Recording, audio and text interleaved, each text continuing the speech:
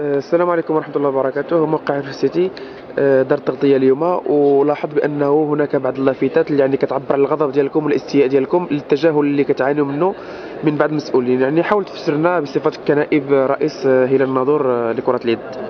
أول بسم الله الرحمن الرحيم. مبروك للعناصر ديال هلال الناظور كرة اليد اللي اليوم فرحوا عاوتاني كالقاعدة.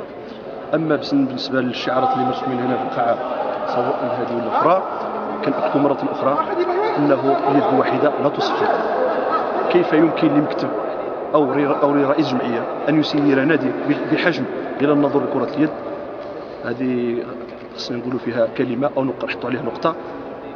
هناك غياب الدعم المالي للمجلس البلدي، المجالس يعني على العموم، سواء المجلس البلدي، المجلس الاقليمي، بحيث نؤكد انه الرئيس وبعض الاعوان ديالو هما اللي كيسيروا هذا النادي.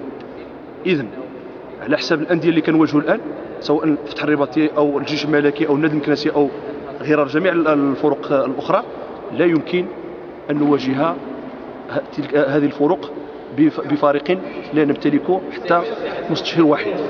بحيث نأكد مرة أخرى أنه هناك ربما خاصة المجلس البلدي، نقولوا يمكن كان حسابات سياسية، كان حسابات أخرين، ولكن نؤكد أنه المجلس البلدي لمدينة الناظور ساهم مع هلال الناظور من 2010 حتى 2012. 2010 عطانا 0 درهم، 2011 0 درهم، 2012 0 درهم. إذن الأرقام تعبر عن نفسها. أما بالنسبة للمنتخبين أو المستشهرين، فنؤكد مرة أخرى أنه لا يوجد لا معنى مساهمة مادية لا للمنتخبين لا البرلمانيين لا المستشارين لا من أحد. إذن هناك شخص واحد أو فريق واحد بمكونات المكتب ديالو هو الذي يسير النادي. وشكرا.